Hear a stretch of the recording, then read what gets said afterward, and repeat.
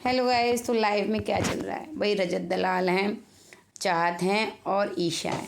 तो रजत ने चाहत के सामने ईशा को नहीं दिया भाव। ईशा बोलती रही, लेकिन जो विवियन है वो चाहत से ही बात कर रहे थे। जी हाँ, ऐसा ही कुछ हुआ है। सबसे पहले तो ईशा और वो ही बैठे थे, रजत दलाल, बात हो रही थी। ईशा और एलिस जो हैं वो कन्विंस करने में लगी हुई हैं करणवीर के खिलाफ रजत को। उनका सोचना ये है कि भाई वो फिर से उसे अपनी साइड कर लेंगी, है ना। तो वही एब्यूजिव लैंग्वेज वाले मुद्दे पर, जिस पर ईशा कर रही थी, वो एलिश कर रही थी सुबह, तो एलिश को भी सही से बैंड बजा दी थी रजत ने, और इसको भी कह दिया भाई जिसकी जो मर्जी है वो करे, है ना।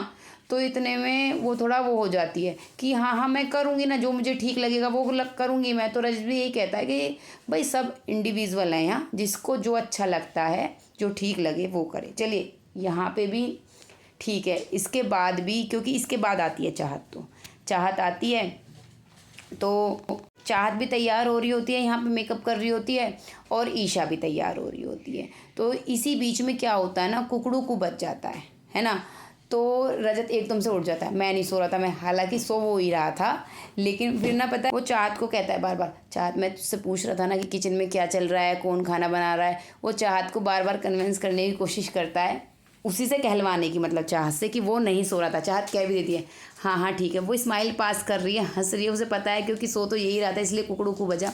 लेकिन ना ईशा बार बार बीच में बोल रही है, आप ही सो रहे होंगे ना, यहाँ और कौन, मतलब यहाँ और कौन सो रहा है, यहीं तो कुकड़ू बजा है, नहीं तो बाहर बजता। मैं हूँ, आप हैं, और ये है, हम तो मेकअप कर रहे हैं, आप ही सो रहे होंगे ना, आप ही। लेकिन जो रजत है उसकी बात को बोल ही नहीं रहा होता, मतलब उससे कन्वर्सेशन नहीं कर रहा होता है, वो बार बार चाहत से बोल रहा होता है। चाहत, देखा ना तुमने, मैं अभी तुमसे बात कर रहा था ना, मैं इसी वजह से तुमसे बात कर रहा था बीच में कि किचन में क्या क्या हो रहा है। चाहत देखे यहाँ स्माइल पास कर रही है और ये सब। रजत बहुत अच्छे से बात करता है चाहत से, हालांकि ईशा और एलिस से वो ठीक से बात कर रहा था अभी तक, लेकिन उनके ये दोगलापन को देखकर अब वो सीधे सीधे मुंह तोड़ जवाब दे रहा है उन लोगों को।